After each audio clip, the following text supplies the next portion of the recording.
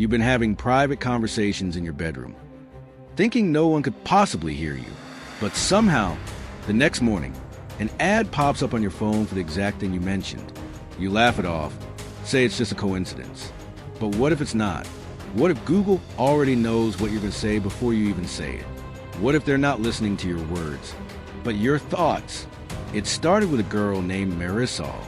She lived in a small apartment with flickering lights and a secondhand laptop. That word too loud when she opened too many tabs. She wasn't crazy. She worked in data analytics. She knew about tracking cookies, user profiles, IP logs. That was her job. But then one night, something happened that she couldn't explain. She'd been talking to her friend Jamal on a voice call. She told him she was thinking of starting painting again. Not even seriously, just a small mention. I kind of miss it, you know? The next morning, the first ad she saw on YouTube said, "Acrylic paint kits. Start your art journey." She scrolled past it. Then there was another, "How to paint like a pro. Join our free class." She hadn't searched painting. She hadn't looked up art supplies. It was just a passing thought. But there it was again, the algorithm reaching for her, like it had been waiting for her to think it. For a moment, she just sat there, thumb hovering above the ad, trying to remember if she'd said anything aloud. Maybe her phone was nearby when she talked to Jamal earlier. Maybe she'd mumbled something. But no, she'd been alone when she thought about painting. It was one of those late-night mental rambles, the kind that float in and out of your head when you can't sleep. A random thought, nothing more. And yet here it was, staring her down in full color, with a perfect thumbnail, brushes, blue paint streaks, a woman smiling at a canvas that looked exactly like the one Marisol used to own in college. Even the background in the ad looked familiar, soft lighting, warm tones, like her old art class. She locked her phone and tossed it on the bed. For a few seconds, she tried to brush it off. "Just coincidence," she muttered. "Just dumb luck." But the thought wouldn't leave. It clung to her, crawling under her skin. The room was quiet except for the faint hum of the fridge in the kitchen. The curtains fluttered slightly from a breeze, sneaking into a crack in the window. She lay back, staring at the ceiling. Her mind was still racing. She turned on her side and grabbed her phone again. "Okay, let's see," she whispered. She opened her search history. Nothing about art. No brushes, no tutorials, no paint. She scrolled through her recent apps, messages, YouTube, Spotify. No reason for the ad. Her heartbeat picked up. She looked toward the small smart speaker sitting on her dresser, the one she barely used anymore. The LED ring was dark, silent, harmless. She sighed. "That's weird," she said softly, almost to herself.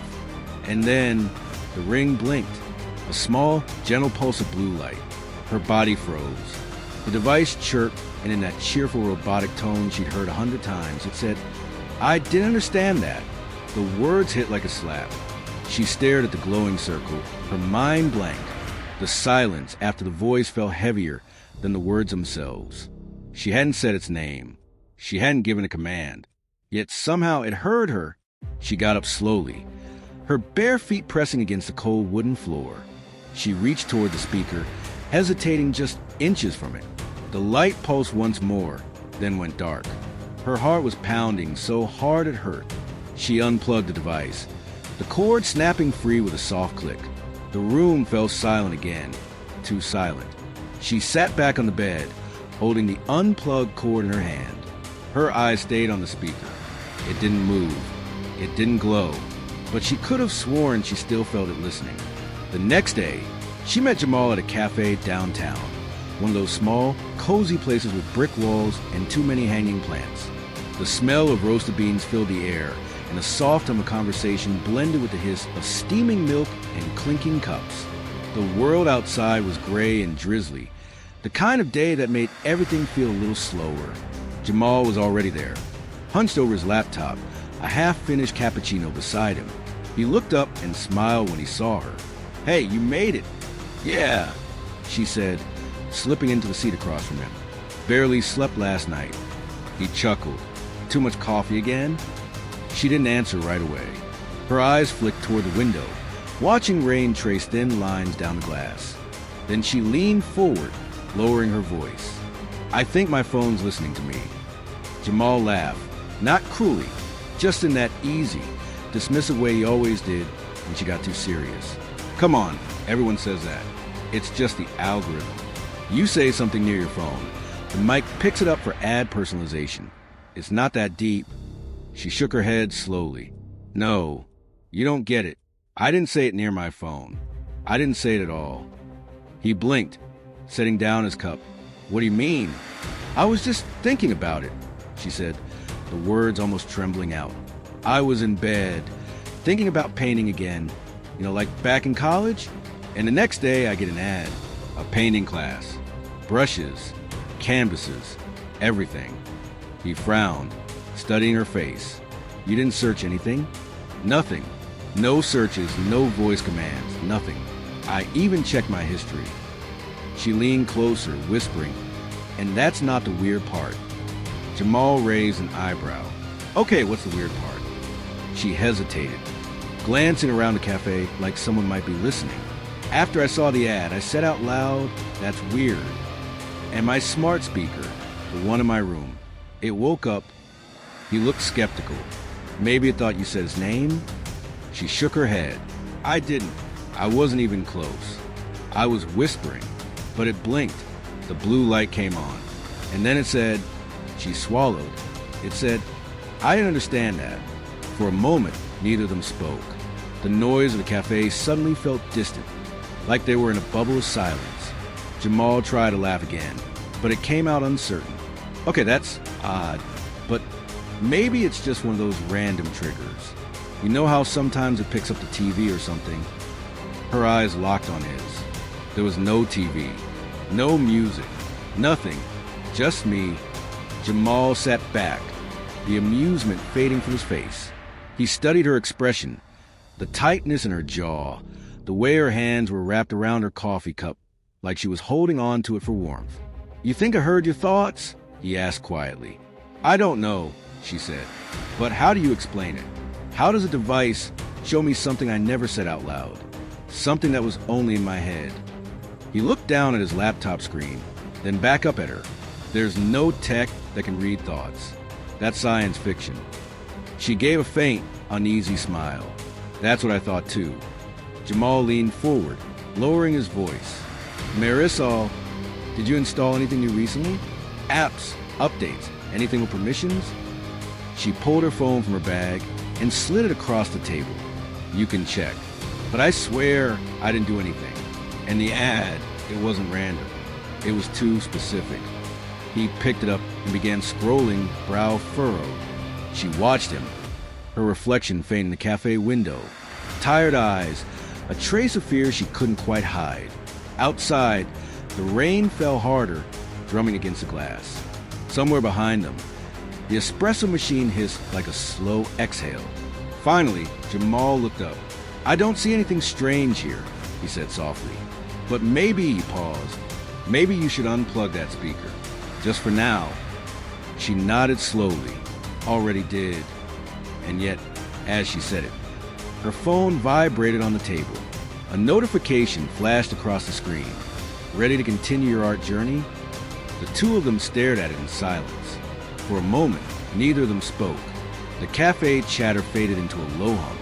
Jamal finally leaned in. "You sure you didn't type it somewhere? Maybe you looked up a color palette or something subconsciously." "I checked my history," she said. "Nothing. No searches. No messages. Nothing." He nodded slowly, uncertain. "All right, let's test it." They made a plan. They'd pick a random word, something neither of them had searched or spoken before. She closed her eyes. Blue kite flying over the river. Jamal typed a note on his laptop. "Okay, done. Let's see what happens." They waited. 2 days later, Marisol sent him a screenshot. "Blue kites, special Twilight edition." It was an ad. He replied with single text. No way. That night, she couldn't sleep. She unplugged her speaker, powered off her phone, even turned off the Wi-Fi. But she couldn't shake the feeling that something or someone was still watching. The next morning, her phone buzzed with notification. We notice you're offline. Want to reconnect? She stared at it. Reconnect. The word felt wrong, like it wasn't a suggestion, but a demand. Later, she went back to work, sitting in front of rows of data sheets. Patterns, numbers, user behavior graphs. Normally, it made sense to her, but now, she saw something she hadn't noticed before. Hidden deep in the logs were references to something called PPI channels. Marisol stared at the term for a long moment, her brow furrowing. She'd never seen it before. Not in any update, not in any privacy policy, not even buried in the usual jargon of app permissions. It looked secret, hidden, like something that wasn't supposed to be there. Curiosity mixed with unease. She clicked one of the entries. The file opened, and her screen filled with rows of raw data. There were timestamps, long device IDs, short fragments of unreadable code, and something else. A column labeled background frequencies, another labeled sensor readings. Each entry lasted only milliseconds. Tiny bursts of data. They weren't recordings in the traditional sense. No human voice, no actual sound clips, just numbers. But she could feel it. These weren't random logs. They were listening.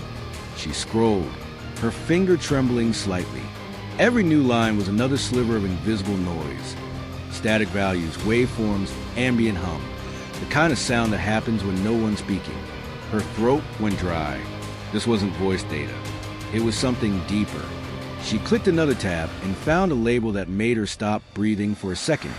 Predictive intent matrix. The phrase repeated down the column, hundreds of times. Predictive intent matrix. Predictive intent matrix. Over and over, like a quiet chant echoing through the code. Her pulse quickened. She felt her heartbeat against her ribs, heavy and uneven. She took a screenshot and sent it to Jamal, typing fast, her fingers slightly shaking. "What is this?" she wrote. The typing bubble appeared on her screen for a few seconds before his reply popped up. "Never seen it. Looks like some kind of neural data model. Maybe they're training it on sound environments." She read the message 3 times, trying to make sense of it. Sound environments. She said the phrase out loud, softly, like testing on her tongue. Sound environments. Her apartment was dead quiet. The hum of her refrigerator was the only sound. "What does that even mean?" she whispered. Her phone, lying flat on the table, felt heavier somehow, like it was watching her. She turned it face down. Then she turned it off completely. The silence in the room stretched long, too long. She stared at the black screen, half expecting the blue notification light to blink again. It didn't. Still, she couldn't shake the feeling that something was awake.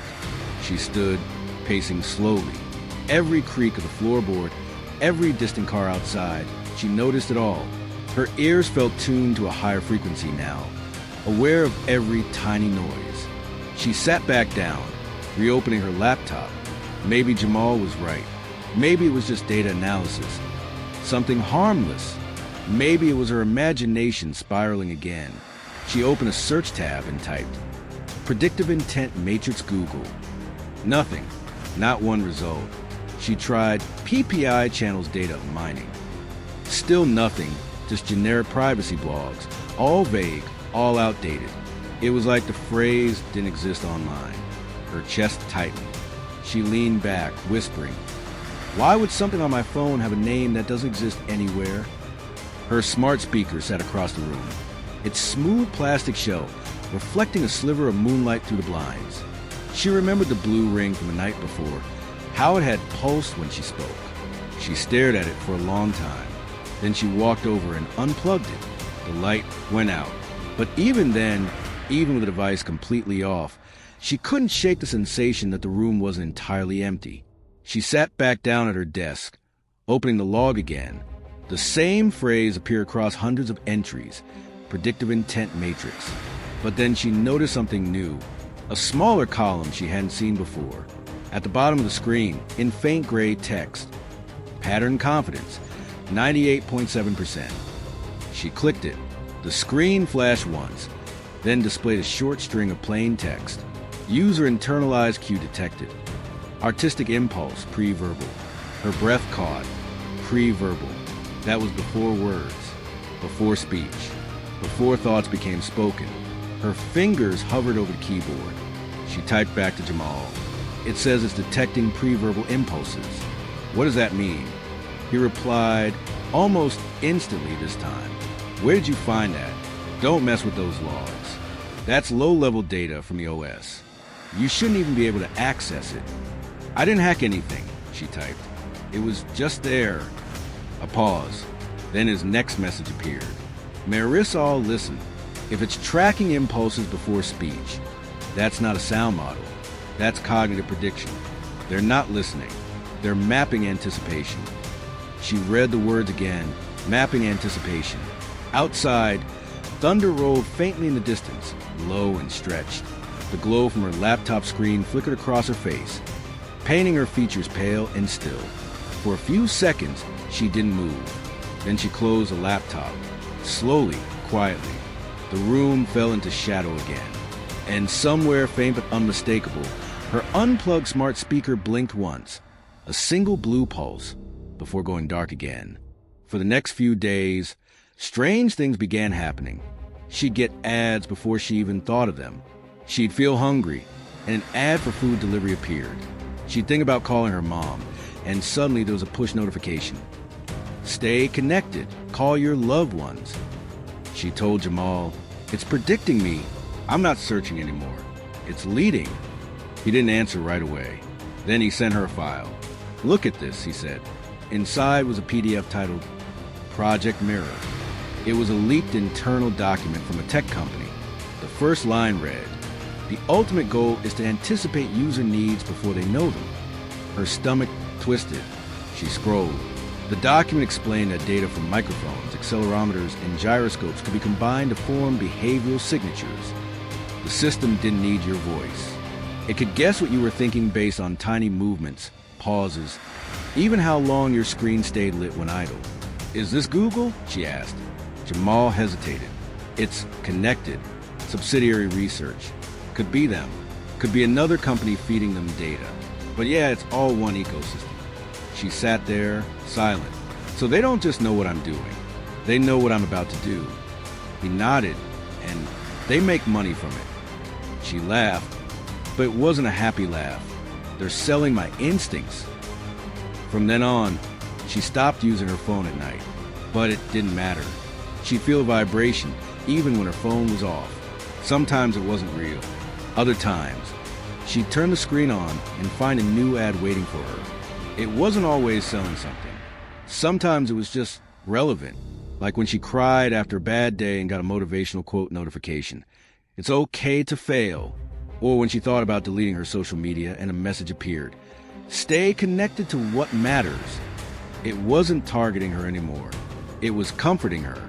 One night, she looked at Jamal across his cluttered desk and said, I think it's adapting. He frowned.